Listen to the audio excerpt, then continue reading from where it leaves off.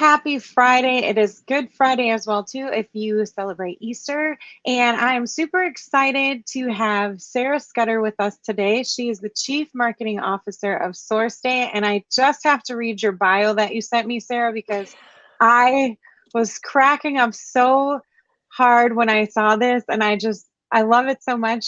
So Sarah is a self-proclaimed supply chain nerd. She is a sustainability nut and a lover of all things Bradley Cooper. She's been trying to get a dinner date with him for over 3 years, and the struggle is real. And I felt that within my soul because I hear you on that one. She's good at loading the dishwasher, but can't keep potted plants alive. Green is her favorite color. She also hosts What the Duck, Direct Materials podcast, and a monthly Voice of Supply Chain show that features people in supply chain doing extraordinary things. And she also hosts monthly manufacturing supply chain Woes and Women in ERP shows and enjoys speaking about marketing and manufacturing supply chain related topics. You can follow her hashtags, hashtag manufacturing Maven and hashtag women in ERP to get daily manufacturing and direct materials supply chain news. So welcome, Sarah. I really am excited to have you here. I love your energy, and I just think you're hilarious with some of the stuff that you post. And how long have you been crushing on Bradley Cooper? So I should have actually brought it. So I'm working from home today. This was a bit of a crazy week. So I turned 40 on Monday. So I'm now part of the 40s club, which I actually really like getting older. I feel like I care less and less what people think about me, and I just live my life how I want to live it. So I had a new cell phone cover made. Hold on, let me show it over here for my new phone that I got. So this is a combination of SourceDay, my love, our green, and then you'll see the tattoo of the duck, which is my What the Duck podcast. And this is Bradley with an 8-pack. So everybody always smiles in my photos because who doesn't love staring at Bradley? But one of my girlfriends came over. So I rented a house on Lake Travis for 5 days and had a bunch of marketing and supply chain nerds, my besties, come in and spend a few days with me. We had an absolute blast. And one of my girlfriends bought me a life-size Bradley Cooper cutout. So we had Bradley on display 24/7 at the house and took lots and lots of pics with him. I am 6 foot tall without heels, and he's about 6 foot tall as well. So the height was absolutely perfect. It's a match made in heaven. So my dear friend Susan Walsh, who may be tuning in today, we'll see. It's her nighttime in Europe. She's the classification guru. She's obsessed with Robbie, the singer in Europe. And I'm obsessed with Bradley. So we have the Robbie and Bradley wars. And when we were together in Vegas for the Procurement Foundry conference end of last year, we did a lip sync of us fighting over Bradley Cooper. And that was a lot of fun. So it's kind of a thing. I have a Bradley shrine. I talk about Bradley a lot in my posts. That's awesome. I loved him in A Star Is Born. Yeah. I love that movie, but I got so mad at the end.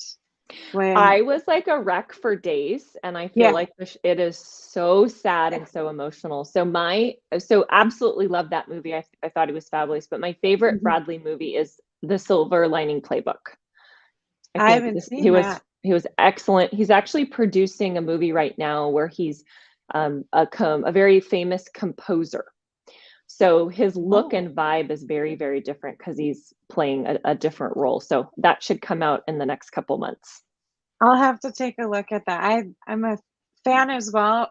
Not trying to get a dinner date with him, but definitely a fan of him. I think he's a great actor. We do have people already showing up. We have Angela. She says, "Good morning, ladies." And then we have Hank. Really sad that your daughters aren't with you today, Hank, but appreciate you tuning in. You can definitely play the replay for them. And then Dan, happy birthday. And Angela was like, "What? You haven't seen SLP?" No, I've not. Angela, I've not seen it at all. So if you're tuning in, feel free to drop in your questions and comments in the comments below, and I'll try to get through them all. But Sarah, I want to talk about you now. So can you just give us a quick background of who you are, and then, what SourceDay is and how your journey ended up where you are today? Yeah, so I was planning to go into the fashion industry. I had no idea what supply chain or procurement was, and I had absolutely no interest in the manufacturing world.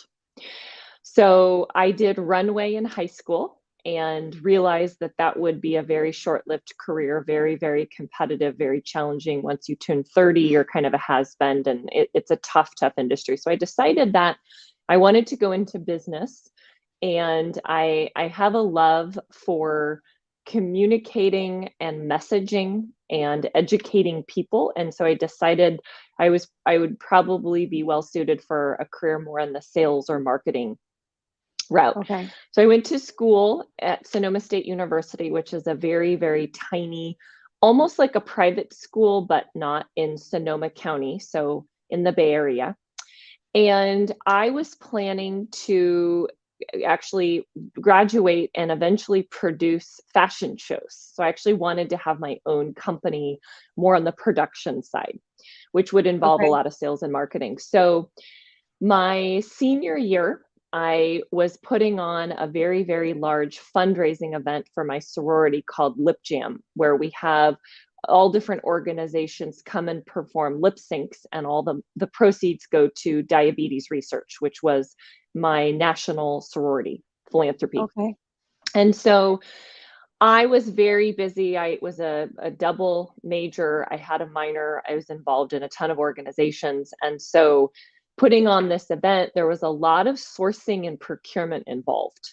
We had to source media, we had to source print, we had to source swag, apparel, and I didn't really know how to do it, and I didn't have a ton of bandwidth. So I found a local company based in Sonoma County where I was going to school, and I said, hey, can I outsource this to you? Can you guys source all things marketing that I need for my event?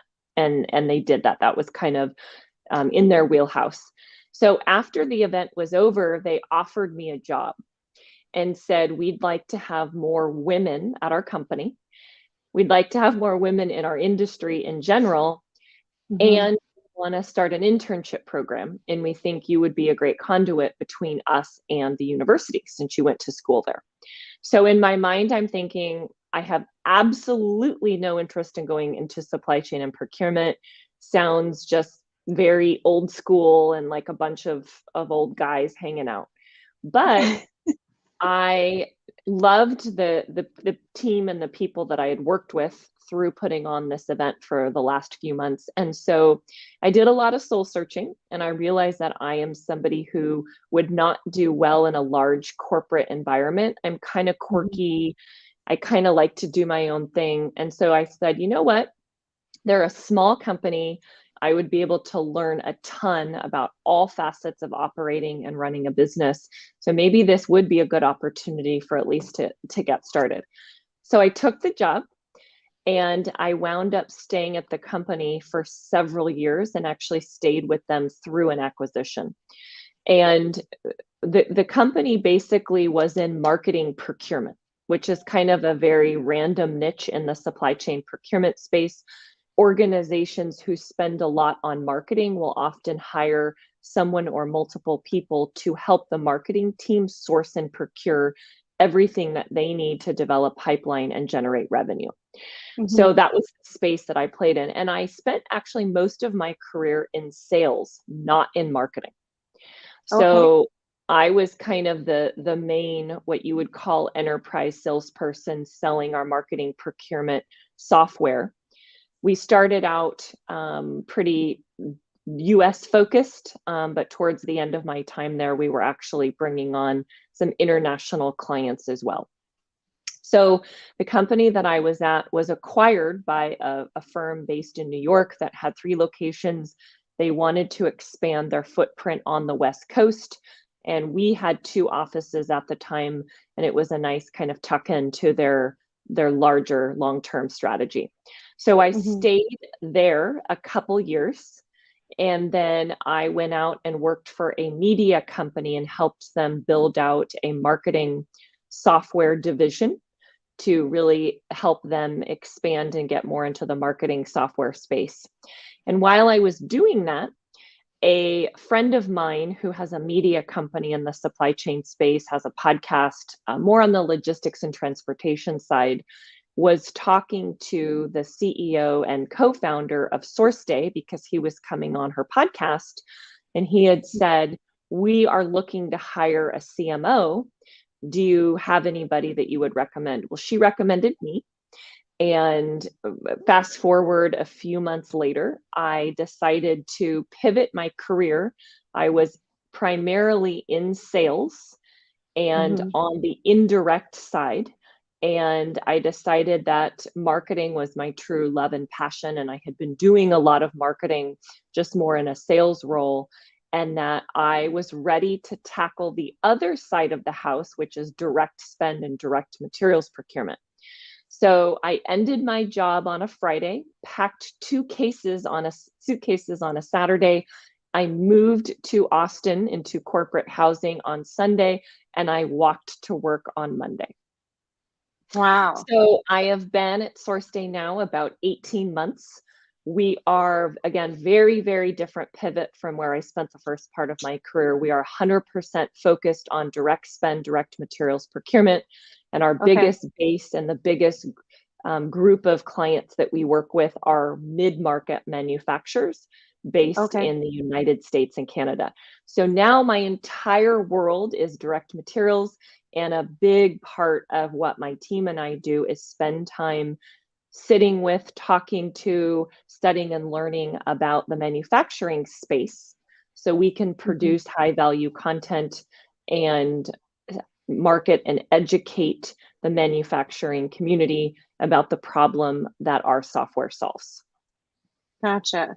So from your transition from sales to marketing, what are some of the differences in those types of roles and some of the similarities? Because I feel like for a long time in manufacturing, there was this hard divide between the two. And now you're seeing, well, it's been shifting for quite some time now, but now more companies are trying to combine their sales and marketing departments so they collaborate more and start having more conversations with one another. So what are, in your opinion, what are the differences and similarities between those roles? And then how do you use your skill set for your everyday position and responsibilities and duties that as a chief marketing officer?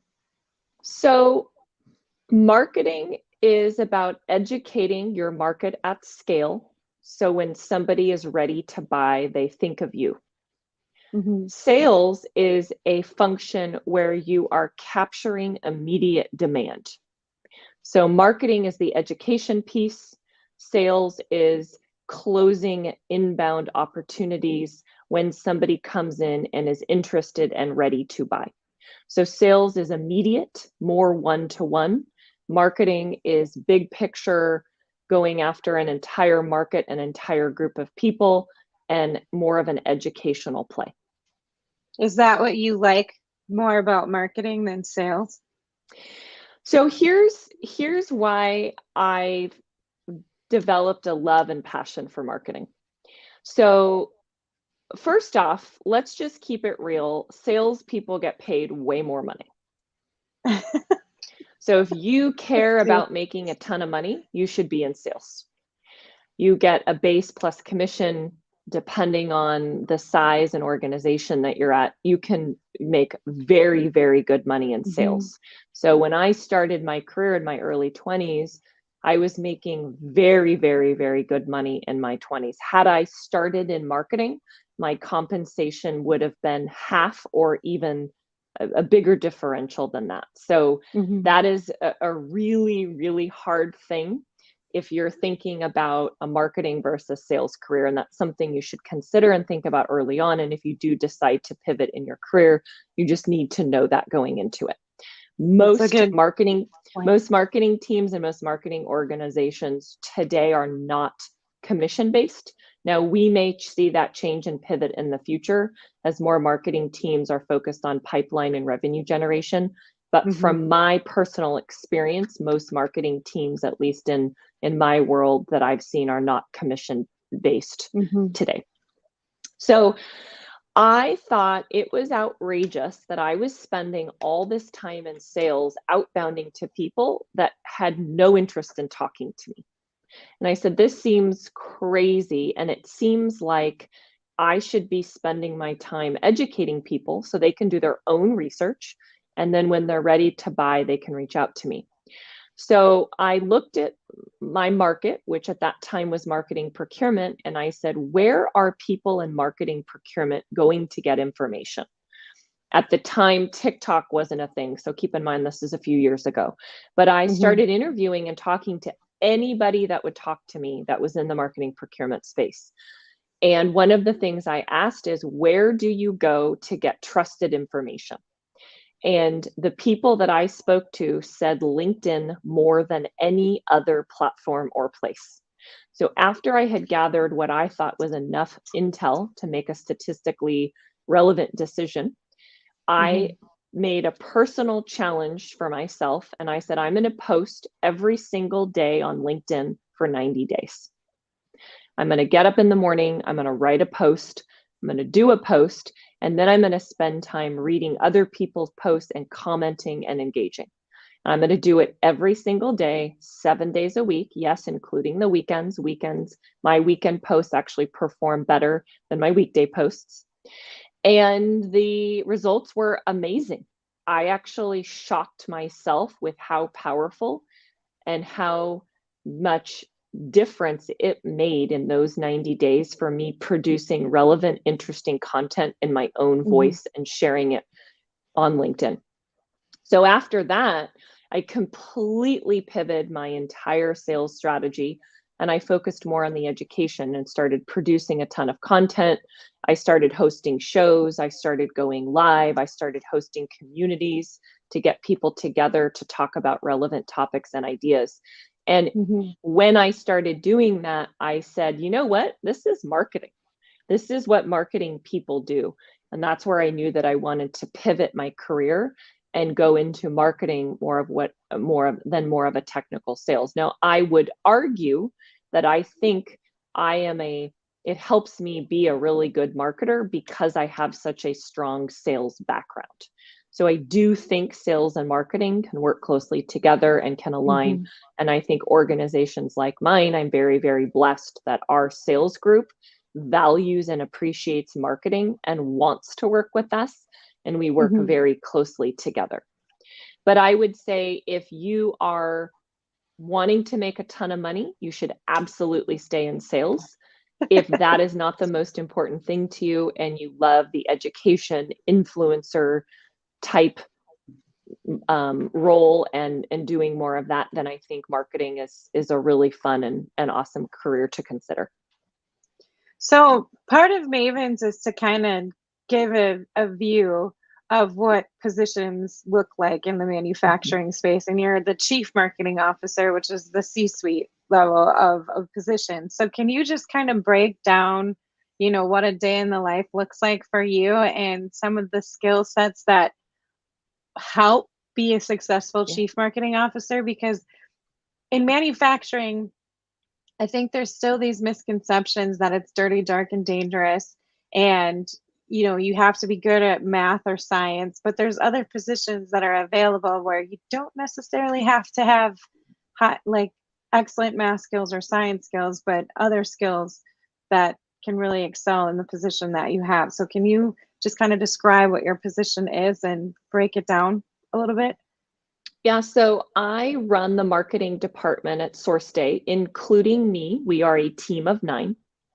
And I want to be very clear that we are not a manufacturing plant or facility. We are a SaaS software and we sell into supply chain and procurement and operations. Our software automates purchase order changes to prevent late part and material deliveries for manufacturers. So I want to be very clear that we're technically on the sell side, selling into manufacturing organizations. So I think the most important thing that a marketer does is collect industry intel to have a really, really good pulse on your customer and your prospects.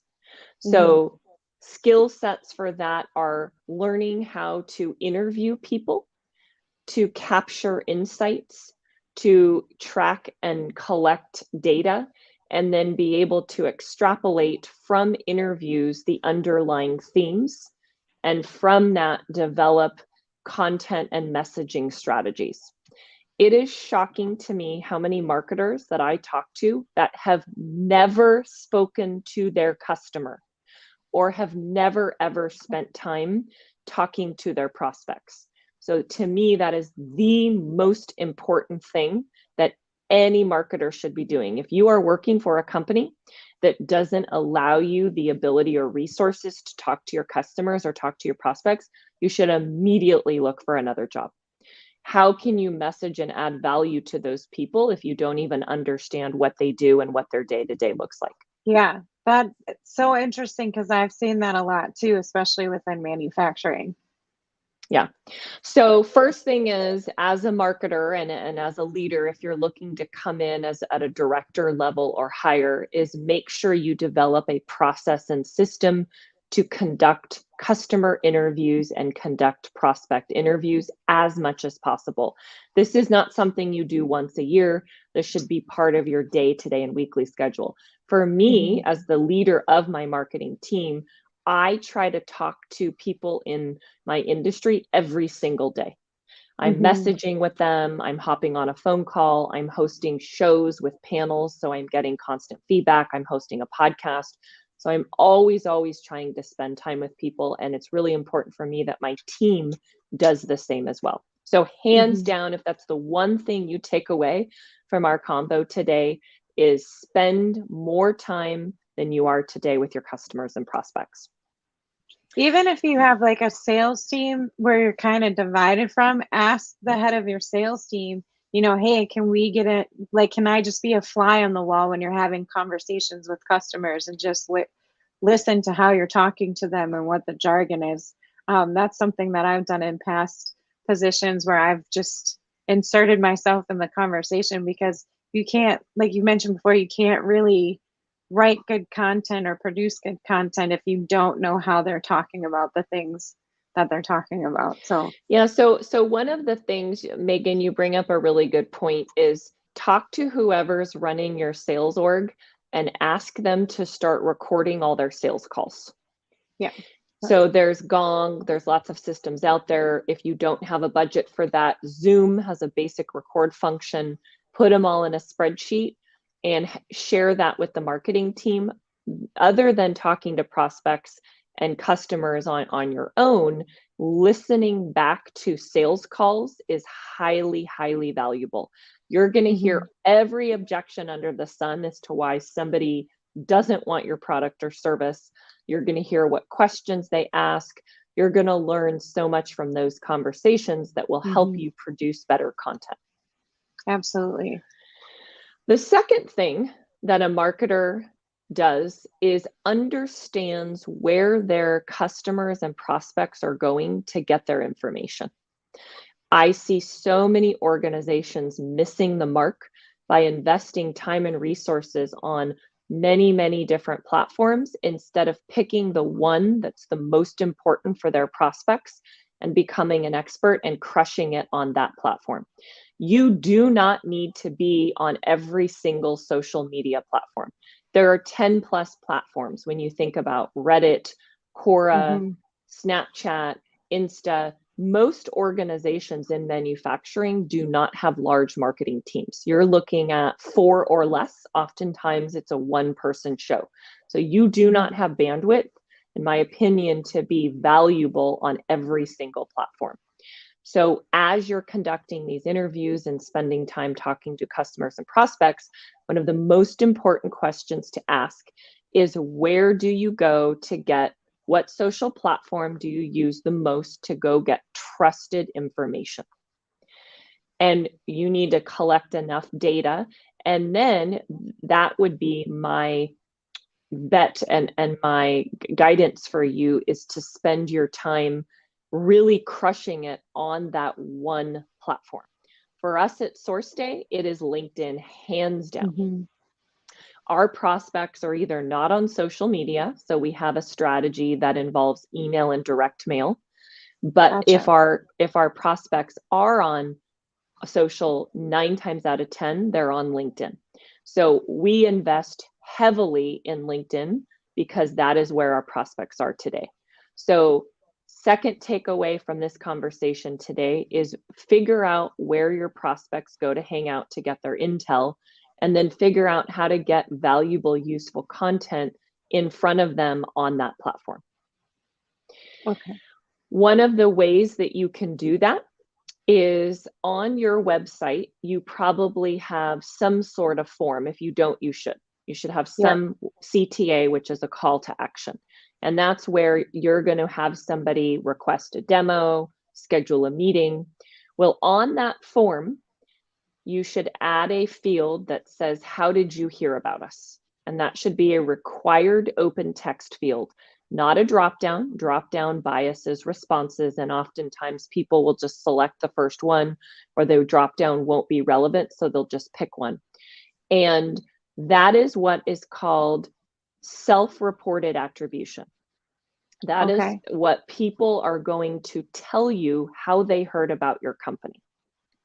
So if you go look at our website, sourceday.com, and you look at our demo request form, our contact us form, or any of the forms to register for any of the events or communities that we host, we have a required field that says, how did you hear about us?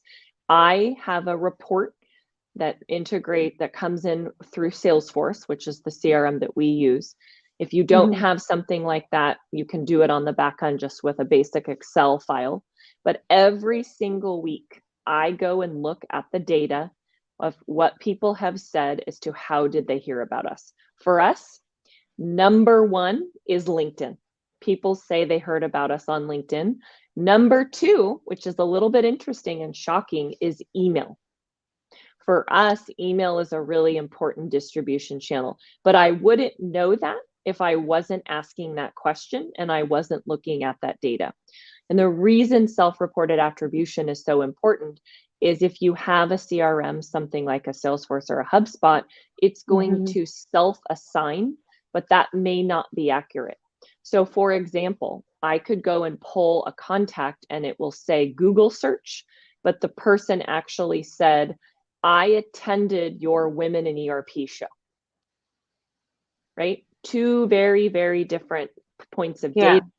What I'm going to believe is what the person said versus what the CRM system tied it to. That's a good point. That is interesting that you're getting a lot of email responses, because there's so many people out there that think email is dead, and a lot of companies are thriving using it. So that you actually have the data to prove that point. So that's really cool. Yeah, that's exactly right. So that's my third, where I'm kind of walking through it, my top list here. So third on the list is figure out a way to capture self-reported attribution on your website with your call to action. Make it an open text field, make it a required field, and spend time looking at that data with your entire team. It will give you really important feedback and insights. The fourth thing that a good marketer really needs to do is, and something that you need to be good at or be able to hire somebody who is I think content is one of the most important things and one of the most undervalued. You need to produce high quality content. That is not a sales pitch. That is actually adding value to the community that you're selling to. So for most people, I would suggest they hire or pay someone to be their subject matter expert. And this is the person that has lived and breathed the role of the person that you're selling to. And they can help you come up with valuable content because they are in that role or have been in that role for a long time. So if you are just pumping out content, but you don't have a subject matter expert helping and guiding, you're likely going to miss the mark and you're going to be wasting a lot of time and resources. So get good at producing content yourself, and or get good at hiring and identifying solid content writers and being able to leverage a subject matter expert. So for example, at SourceDay, we are very, very blessed because my two co-founders both come from manufacturing. So they have a lot of expertise in the industry, and our platform integrates with 6 different ERPs. And we have a subject matter expert on staff on our sales team for each of those 6 ERPs. So we have somebody that we can go to anytime we want to produce NetSuite content, anytime we want to produce Epicor content or Acumatica content. So we have those resources in-house. We did not need to hire or bring on a subject matter expert, but if we didn't, that would have been probably my very first hire when I joined SourceDay, or I would have leveraged somebody as a contractor, because content is so, so important. Yeah, because how are people going to find you if you don't have something that's searchable? So I really like that you mentioned the subject matter expert as well, too, because there are companies that will go to certain agencies to contract out content, and it doesn't line up with their own voice or their own expertise, because it's just someone who might even be outside of the industry, and they don't really necessarily understand that the language that's used. So having that SME is really important to really line up with not just your voice, but also your line of expertise as well. So I'm glad that you mentioned that, because not too many people think it's important. So, and then the 5th thing on my list is the data and analytics piece. And if you are going to thrive in marketing, you need to get good at data and analytics. Now, this does not mean you need to be a scientist. I was terrible at science in school. Science is like absolutely not my thing. And you do not need to be a math whiz as well. I am also not strong in math. I love Excel and formulas and being able to use a calculator on my phone. But you do need to be able to put systems in place to be able to track data and analytics, and then look at them yourself and look at them with your team to make decisions. So for example, my team is meeting Monday morning, and we are doing a data review of Q1. So we're going to look at January, February, and March, and we're going to sit together as a team for an hour and look at all of the data from our different channels. We're going to talk about what worked well and why, what did not work well and why, and what should we be trying that we haven't yet done before. But if we don't have the data, we're not going to be able to make these educated, smart decisions. So some of the things that you're doing are working really well, and so you want to keep doing those, right? Some of the things that you're doing may not be working well. And when I say not working well, I'm talking about revenue generation. At the end of the day, marketing is to generate highly qualified pipeline that for the sales team to close. So marketing has typically a revenue target or revenue metric. So my team is responsible for X percentage of pipeline and X percentage of revenue generation for the year. So all the data and things that we're looking at are tying back to MQLs, marketing qualified leads, where things are in the sales funnel, and then what has actually converted into revenue. So if you want to get into marketing, or you are in marketing and data is not your strong area, get somebody to help you. Hire somebody on your team, hire a contractor, but it's something that you really need to put a solid framework in place so you can make the right decisions, so you can make sure that you're achieving revenue targets, right? That the board and that your C-suite is going to align with. So I would say that's the 5th thing in my list. Yeah, Angela's saying the good stuff is in the data, and Ingor's like, the data never lies. We also have Gwen tuning in. She's like 100% agree with Sarah that sales and marketing departments need to work together. So she was responding to what we were speaking about earlier about bringing the teams together. Now, I will add one thing, Angela's comment about the data. So absolutely, data is super, super important. Marketing departments, in my opinion, need to be very data driven, but you also don't want to spend so much time on data that you don't have time to be creative and innovative. So there's a balance there. If all you're doing is obsessing over and spending 6 hours a day in the data, you need to have time to also be able to execute and produce content and produce video and distribute that. So there's a balance there of looking at the data, making smart decisions, but also having time to be creative and innovative. Yeah, that's a good point as well too. I've been guilty of that where I've gone down rabbit hole after rabbit hole, just data, and it was very frustrating. I do want to transition into some supply chain talk because I mean that's what you guys focus on. And why is it so important for manufacturing companies to have real-time visibility into their supply chains? Like, what are some of the negatives if they don't have that visibility? So COVID shed a really, really important light on the importance of supplier collaboration. So I think I'll start there. So before COVID, supply chain leaders and teams would cut a purchase order. They would send it to their supplier. The supplier would get the purchase order, fulfill the order, and deliver the parts and materials to the manufacturer. Seems super basic, right? And so the buyer was more in this role of trying to get the lowest price from their supplier. So they were saying, okay, we're paying $10. We want to pay $9. What can we do to get our price down? Because a lot of buyers and supply chain teams were and still are metrics based off cost savings. Cost savings can be hard and soft dollar, but the hard savings is what's really tracked and matters to a CFO. So COVID hits and there is not enough supply to go around. So manufacturers who are used to getting their parts and materials in whatever quantity they need, whenever they need them, were not able to do that. So a manufacturer would cut a purchase order for 100 chipboards, and the supplier would say, you know what? We actually cannot fulfill this order right now. We can get it to you in 6 months. Do you still want it? The manufacturer says, well, shoot, we need those in 2 months like we're used to getting. If we don't have them, we're not going to be able to produce our parts. We're not going to be able to fulfill our customer order. We're going to have to shut down production and our company is going to lose a ton of money.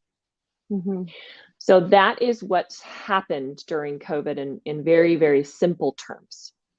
So what this shed the light on for executives who never really understood or realized how important supply chain teams and buyers were in their organization is that our suppliers are actually our most important stakeholder.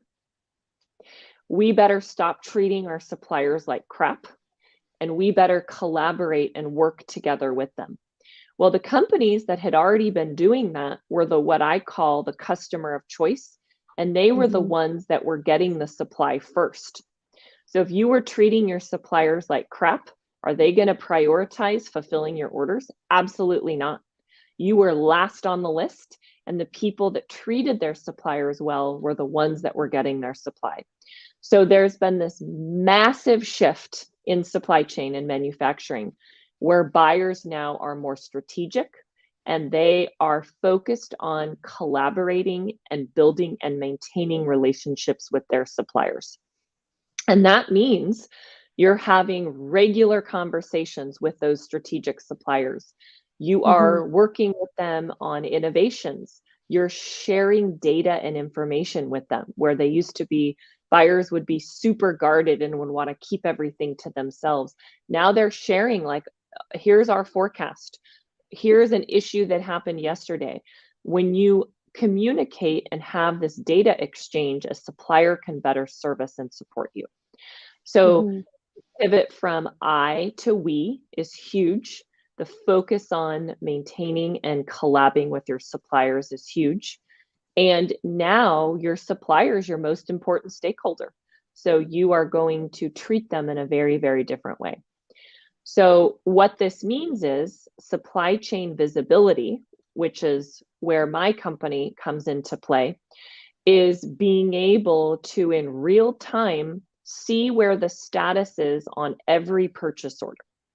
So if you've issued 100 purchase orders, and let's say they have 5 or 10 line items on each, you're going to have suppliers that are going to be coming back to you that say, We have a price change, we have a quantity change, we have a delivery date change. If you don't have something where you can in real time see all this information and communicate back and forth with your suppliers, you are in the dark and your suppliers are in the dark. And what's going to happen is you're going to miss orders. Suppliers are not going to fulfill your orders at all. They're going to partial fill or they're going to be late, which has a significant impact on the entire production line and manufacturing. So I'm a huge proponent of supply chain visibility, buyers and suppliers sharing data, exchanging information in real time. And what the value of this is, so Meaghan, let's say you issued a purchase order to me for 1,000 parts and I am not able to fulfill that order, and I can come back to you in real time right away and say, we can only fulfill half of that order. Do you still want it? You then have this information right now so you can be proactive and do something about it versus not knowing, expecting something to arrive and then it not arriving. So what this has done is allowed buyers to be able to build out alternative suppliers for just about everything they buy. So let's say, Meaghan, that I can fulfill half of your order. You're going to then go to your second and third tier suppliers and say, I need 50 of these. Can you fulfill this? Maybe one of them has 25, maybe another has 20. But you have the time because you know right away to be able to go and be proactive. And that's what it's all about, giving the buyer the tools to be proactive. That's awesome information. And we had a few comments. 100% suppliers are our business partners. They can make or break our customer expectations. And then Aaron, absolutely, buyers would not want to share their forecast. They felt the request was intrusive. Vendors' desire for that information is so they can better serve the customer. This is often misunderstood. And then we have Angela, supply chain professionals have always dealt with many kinds of supply chain disruptions behind the scenes, counterfeiting, weather events like hurricanes, floods, and blizzards, and even geopolitical events that have affected supplier performance, but COVID brought it to the global stage. That's all good points. So you did mention a few things about how manufacturers can better collaborate with their suppliers. Are there any other things that they can do? Yeah, so a couple things. One, software like ours takes you out of email and spreadsheets and gives you real-time visibility in the cloud to communicate and collab. So if you are using email and spreadsheet and Post-it notes, stop immediately and go get software. Whatever you do. So I'm laughing because I've launched a program where we're doing manufacturing facility tours for our team members, because I think everyone who works at our company should understand what a manufacturing facility looks like and how it works. So we did a tour yesterday and I asked to see the desk of their direct materials buyer. I actually took a picture. I'm going to post it on LinkedIn. And so it's very disorganized and chaotic. And the two things that stood out to me were, one, how much paper was everywhere. And my guess is they are not using software to collab with suppliers. So they are doing very, very manual processes, which requires a lot of paper. The second is she had 8 Post-it notes on her monitor. And if you are someone like that, needing to use Post-it notes to keep track of purchase order confirmations and purchase order changes, stop immediately and go get software to automate that.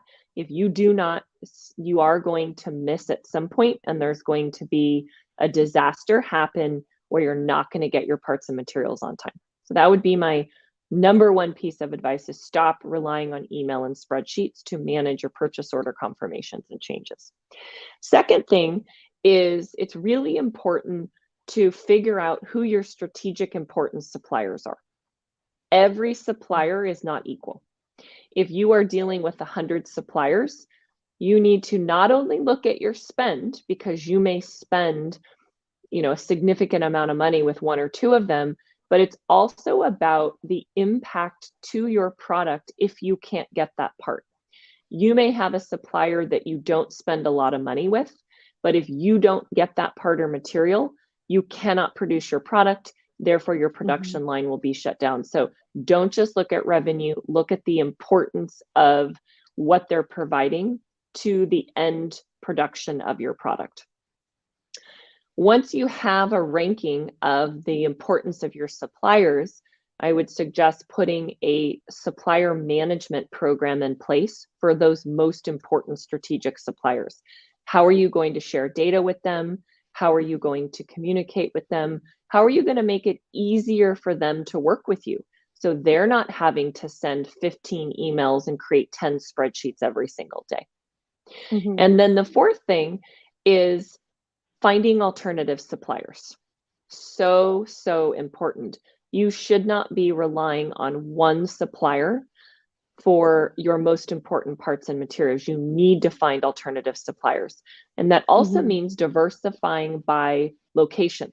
If all of your suppliers are in China and China shuts down for 2 months, you're screwed. Right. So you need to make sure that you have suppliers in multiple countries in case there's a war, in case there's a natural disaster, in case something happens. So when you're finding these alternative suppliers, of course, they need to be able to have the quality and produce what it is that you need, but you also need to make sure you're not relying on one region or one location. Those are so many good points. And I think the pandemic like highlighted all of that, where you just can't. And it's not about like not being loyal to somebody that you've had a long-term relationship with. Like it is business as well too. And you have to like, I just feel like suppliers will understand that if you have to go somewhere else because it's so customer centric now, like I don't think there's going to be any, there shouldn't be any like bad feelings or bad blood between. It's risk mitigation. You are Yeah. running a business and you need to do everything in your power to make sure you can function and operate. And if you don't have alternative suppliers, you are going to have an issue at some point. So really, really important. I host a manufacturing supply chain woes show every month. And last year, the number one theme for every single show that I hosted with all the panelists was they wish they had had alternative suppliers when COVID hit. Yeah. That's so I do want to get into your podcast as well too, but Angela and Sarah dropping gems here. I don't know how to pronounce her name. That's sorry. Sneha. Hello, Sneha. She's a dear friend of mine. She lives in SoCal.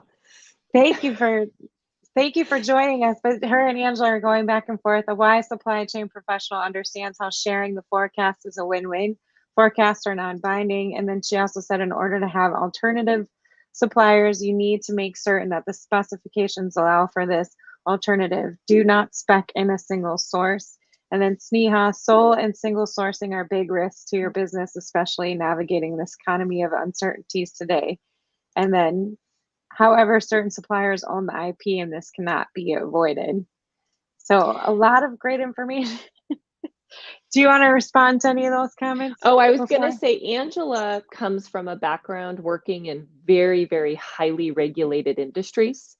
And that adds a whole nother complexity when you have government regulation and third-party regulation. So finding alternative suppliers can be a lot more challenging. So it's something you definitely just have to keep in mind.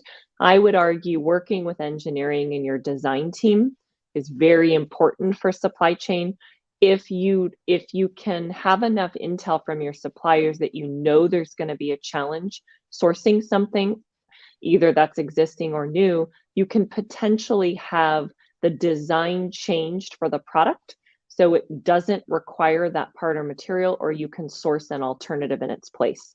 So be very, very nice to and work closely with your engineering and design team because they can be a huge, huge help when you know that there's going to be issues sourcing something or that you may need to make some spec changes to the product. That's interesting. I didn't know any of that with especially like the government run companies, because yeah, they're pretty tight-lipped on some of the things that they're doing, and they don't Yep. want any of that information to get leaked. Well, I do want to talk about your podcast because you have so many good ones, and then I know one of them, I love the title of it, What the Duck. So can you just talk about each of those podcasts and the inspiration behind them, and then if you have any favorite guests that you want to shout out to, feel Yeah, free to and do I'm that as well. actually looking, I should have been prepared. I'm looking, oh good, I have a prop to share Oh, for this. Um, I love so it. so I host 3 LinkedIn Live shows a month. All of them are supply chain focused. The first Tuesday of the month is Women in ERP that I host with Chris Harrington. And we bring women on to share their experiences in the ERP space. So what disasters did they live through? What things worked? What learnings and lessons can they share with other people working in the ERP space? The second Tuesday of each month, I host a manufacturing supply chain Woes show. And the purpose of this show is for people to come on and share their absolute worst, crazy train wreck nightmare stories. I think a lot of times things get sugar coated and we miss a lot of learnings from the really crappy bad stuff that happened. So this is only the worst, crazy, bad stuff type show where people come on and share the wild things that they've lived through. And of course, the learnings, right? What did they learn from all of those mistakes happening?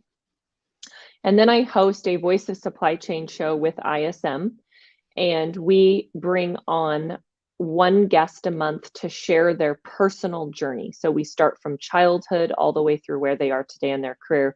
And we talk about all aspects of their life and how things that have happened have impacted their career. So that's more of a personal journey type show. And then most recently, my team and I launched the What the Duck Direct Materials Supply Chain podcast. So this is our company mascot. This is the green rubber duck. So this was the inspiration for the name of our podcast. And we have a whole duck program and we do duck campaigns all year. And we've had a lot of fun with it. So we send gifts to all of our guests. So every guest gets a duck. So you'll see posts and videos with lots of funny random things with our ducks after people get them. And the purpose of the podcast is to talk about things that happen in direct materials procurement. This seems super random, super niche, and it is, but there is no other podcast in the industry right now focused on direct materials procurement. Most supply chain procurement podcasts are heavily focused on the indirect side. We don't touch or talk about indirect at all. So every Wednesday at 7 a.m. Central, we release a new episode, and I'm talking to people in all different facets of direct materials procurement. The big focus for our podcast is the manufacturing space. So most of our guests are in manufacturing or somehow work in manufacturing in some capacity. Okay. Well, Sarah, we are close on time right now. So before I let you go, I want to give you an opportunity to ask our audience any questions. So what would your big ask be for our audience today? Big ask would be ping me on LinkedIn if you have a train wreck PO change story that you're willing to share. We're doing a series where we're collecting crazy stories that people have had to deal with, and we're turning them kind of into a LinkedIn post program. So we don't have to use your name, we don't have to use your company, but if there was a time where a supplier didn't confirm the purchase order, or you forgot to follow up, or a part or material arrived late or didn't arrive at all, and how that impacted your company. So would love to hear that story. And again, LinkedIn is the best way to reach out to me. So definitely ping me there. And then I would say the other ask would be if you have wisdom to share in the ERP or direct materials space. I host several different shows, and if you're ever interested in coming on and being a guest and sharing some of your knowledge with the world, please also reach out and ping me on LinkedIn. And you mentioned your website before with SourceDay. It's sourceday.com, correct? Yep, SourceDay.com is our company website. Again, we have a software that automates purchase order changes for manufacturers to prevent late supplier deliveries. And do you have any upcoming shows that you're going to be attending that may be around in any of our audience's locations so that they can check them out? So Tuesday online, we have our manufacturing Woes show at noon, and that's something, again, that's virtual. So a couple people from our team will be at the Coupa Inspire conference next week in Las Vegas, and I will personally be lobby crashing the ISM conference in Dallas in May, hosting dinners and meeting up with people. So if anyone has plans to be in Dallas next month and is interested in meeting up, feel free to reach out. Awesome. Well, Sarah, thank you again for joining us today. Everyone who is tuning in, please go check her out. She has one of the best social media LinkedIn channels out there. Her posts are not boring. They're fun, they're comical, and she just has a great team.